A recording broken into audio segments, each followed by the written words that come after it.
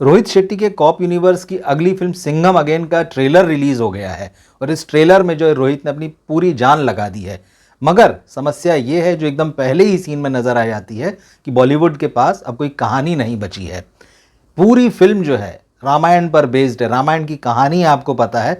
Trailer का जो शुरुआती सीन ही जो है वो रामायण के पूरे एटमॉस्फेयर में स्टार्ट होता है और अजय देवगन और करीना कपूर नज़र आते हैं और फिल्म में जो उनका बेटा बना है वो कैरेक्टर जो है एक डायलॉग कहता है, वो दोनों से बैठकर बात कर रहा है और वो अपनी माँ से कहता है, मतलब करीना से कहता है कि आपको सीरियसली ऐसा लगता है कि राम जी सीता माता को लेने के लिए ऑल द वे लंका गए थे 3000 किलोमीटर दूर।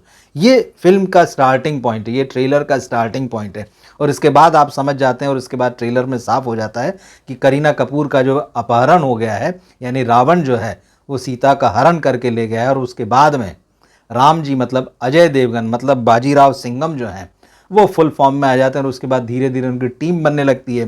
फिर वहाँ पर टाइगर श्रॉफ उनके लक्ष्मण की तरह अवतरित हो जाते हैं, फिर हनुमान की तरह जो है रणवीर सिंह वहाँ पर आ जाते हैं, फिर जटायु की तरह जो है वो अक्षय आ जाते हैं और इन्हीं के बीच में दीपिका भी हैं, दीपिका पादुकोण। हालांकि उनके साथ जो है रोहित शेट्टी ने क्या कोई रेफरेंस नहीं दिया है कि आखिर उनको किसके साथ रामायण में जोड़ा है। अब ये फिल्म देखने पर पता चलेगा कि उन्होंने किसके साथ जो है दीपिका को जोड़ा है, क्योंकि रामायण में तो ऐसा कोई कैरेक्टर नहीं है जो राम जी के साथ में युद्ध लड़ने के लिए वहाँ तक जाता है। रामायण में तो अहिल्या का उद्धार करते हैं भगवान राम जो हैं। तो जब ये सारे रेफरेंसेस जो हैं रामायण से जोड़कर रोहित शेट्टी ने अपनी कहानी बताई है तो आखिर में सवाल उठता है कि रावण कौन है और उसकी लंका कहाँ है। इस फिल्म में रावण जो है वो अर्जुन कपूर बने हुए हैं और लंका जो है पड़ोसी देश, इसमें नाम नहीं लिया गया है लेकिन जो इशारा मिलता है इसके डायलॉग्स में निश्चित रूप से वो पाकिस्तान है।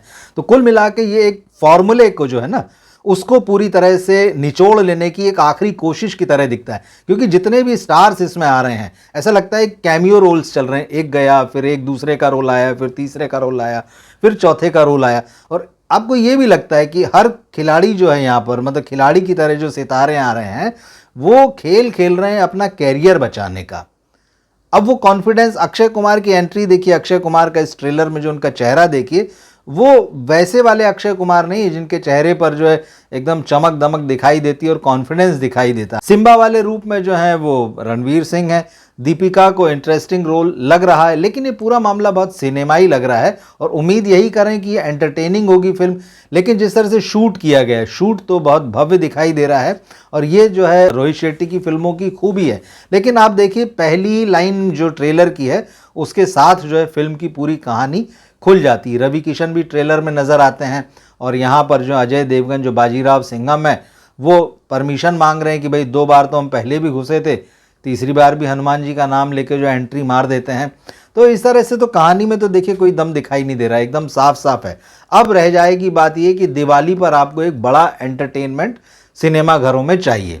छुट्टी के मौसम में छुट्टी का माहौल है और लोग जो चाहते हैं कि चलिए थिएटर में जाएं और देख कर आएँ, कुछ बड़ा एक्सपीरियंस करके आएँ, तो उस तरह से तो दिखाई दे रहा है ग्रैंड स्केल पर। लेकिन बात वही है कि सारे चेहरे पिटे हुए हैं। आप चाहे अजय देवगन ले लीजिए, करीना कपूर ले लीजिए, टाइगर श्रॉफ ले लीजिए, अक्षय ले लीजिए, अर्जुन ले लीजिए, रणवीर ले लीजिए, इन सबकी फिल्में पिटी हैं पिछली। कोई भी ऐसा नहीं है जिसका आज बॉक्स ऑफिस पर मार्केट हो और जिसको देखने के लिए जो दर्शक जो हैं वो जाना चाहते हैं। इन सबकी फिल्मों के पुराने रिकॉर्ड उठा के देखिए, 2-2 4-4 फिल्में, बल्कि आधा अक्षय कुमार तो 1 दर्जन क्रॉस कर चुके हैं। तो ऐसा कोई वो चेहरा नहीं है यहाँ पर जिसको देखकर लगता हो कि बहुत कॉन्फिडेंस से भरा हुआ है और उसको देखने के लिए जो है दर्शक जो है जाने वाले हैं।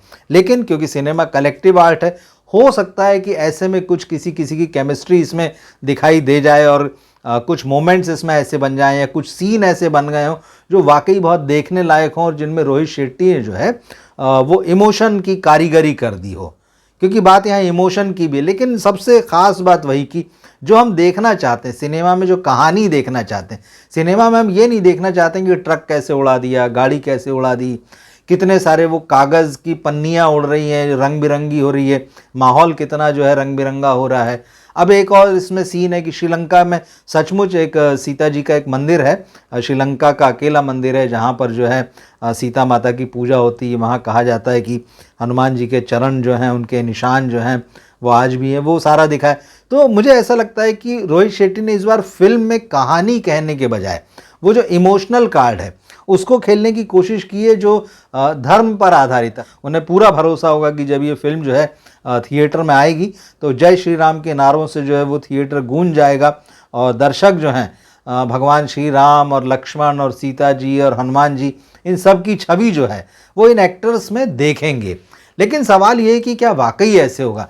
अब सवाल ये भी है कि आखिर बार बार जो है बॉलीवुड के एक्टर्स, बॉलीवुड के जो डायरेक्टर प्रोड्यूसर हैं, चाह क्या रहे हैं? क्या कहानी को छोड़ दें और अब जो है वो सिर्फ इन एपिक्स पर दांव लगाना चाहते हैं? क्योंकि आपको याद होगा कि आरआरआर जब आई थी राजा मौली की, उसमें लास्ट का क्लाइमैक्स वही था और उस वक्त वो नॉवेल्टी थी, एक नयापन था। वहाँ पर जूनियर एनटीआर और रामचरण जो थे वो राम और लक्ष्मण वाले अंदाज में जो थे वो वहाँ अंग्रेज़ों से लड़ रहे थे, दुश्मनों से लड़ रहे थे और उसको बहुत खूबसूरती से फिल्माया गया था।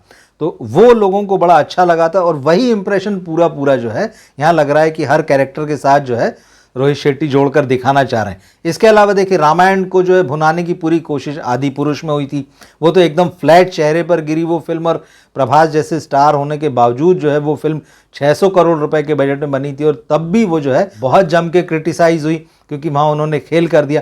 अब ये भी ध्यान रखना होगा कि क्या यहाँ पर जब धार्मिक पूरे रेफरेंसेस लिए गए तो डायलॉग्स कहीं उस तरह के जो मनोज मुंतशिर ने लिख दिए थे उस तरह का तो कोई खेल यहाँ पर नहीं हो गया है, तो वो भी बहुत ध्यान रखना पड़ेगा। हालांकि मुझे लगता है कि वैसी गलती रोहित शेट्टी ने नहीं की होगी क्योंकि वो एक बार देख ही चुके हैं कि वहाँ क्या हुआ है। इसके अलावा तीसरी जो एक फिल्म जो ज़बरदस्त चर्चा में है वो नीतीश तिवारी जो है वो रामायण बना रहे हैं जिसमें रणबीर कपूर हैं। अब सवाल ये है कि दर्शक आखिर कितनी रामायण देखेगा? और एक कहानी जो सबको पता है, जो हमको बचपन से सुनाई जाती है, जो बच्चों को घुट्टी में पिलाई जाती, वो कहानी आप बार बार दिखा रहे हैं। आप ये चाहते हैं कि हीरो जो हैं, पर्दे के हीरो जो हैं, उनको लोग रियल हीरो मानने लगे। कहानी कहाँ है? सिर्फ ये देखने आए कि रंग बिरंगा है, एरियल शॉट है, खूबसूरत है, बहुत भव्यता है, गाड़ियाँ उड़ रही है, हेलीकॉप्टर उड़ रहे हैं, 2 हेलीकॉप्टर निकले, पीछे से तीसरा हेलीकॉप्टर चला आ रहा है। मतलब क्या चाहते हैं? हीरो जो है वो हेलीकॉप्टर में एंट्री कर रहा है, यही सारी चीज़ें। तो बात जो है कंटेंट की, बात जो है कहानी की, वो एक बार फिर से यहाँ गायब है। लेकिन मुझे अब भी लगता है कि बहुत सारे लोग होंगे जो इतनी बड़ी स्टार कास्ट को पर्दे पर साथ में देखने के लिए उत्सुक होंगे और वो ज़रूर थिएटर में जाएंगे। लेकिन जहाँ तक इस ट्रेलर की बात है, इम्प्रेस तो नहीं करता है। कुछ एक मोमेंट्स जब आप इतना 5 मिनट का, ऑलमोस्ट 5 मिनट का ट्रेलर, जब इतना बड़ा ट्रेलर आप देंगे तो उसमें आपको 2-4 पल तो शायद और 1-2 सीन ऐसे मिल ही जाएंगे कि आपको लगे कि हाँ यार ठीक है मामला। ट्रेलर देख के लगता है कि फिल्म निश्चित रूप से 3 घंटे से कम की होगी नहीं। और अभी तो इतने ही अभी हमारे सामने जो है ये आर्टिस्ट आए हैं, और भी बहुत सारे कलाकार हो सकते हैं जो कि यहाँ पर्दे पर कैमियो की तरह जो है वो प्रेजेंट हो सकते हैं। और सलमान खान की भी के नाम की भी चर्चा थी कि चुलबुल पांडे भी जो है यहाँ पर नज़र आ सकते हैं ट्रेलर में। तो खैर वैसा हुआ नहीं, फिल्म का इंतजार रहेगा। लेकिन एक बहुत अहम बात यह है कि इस फिल्म के गाने कैसे होंगे। गाने कैची हुए, कुछ ऐसे हुए जिनकी बीट्स हुई, जिन पर डांस कर सकते हैं लोग, तो ज़रूर इससे फिल्म को फ़ायदा मिलेगा। लेकिन फ़िलहाल इतना ही है कि ट्रेलर जो है वो सिर्फ सितारों से भरा हुआ है, उसको रामायण से जोड़ दिया गया है। कहानी आप सबको पता है, उसमें कुछ कहने की ज़रूरत नहीं है, तो इस लिहाज से नॉवेल्टी नहीं है।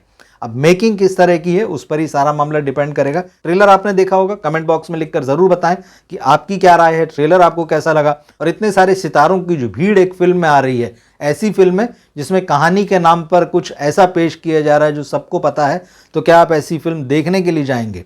आप कमेंट बॉक्स में अपनी राय लिखें, हमको इंतज़ार रहेगा। इस वीडियो को अपने दोस्तों और फैमिली में शेयर कीजिए। मिलते हैं हम अगले वीडियो में फिर।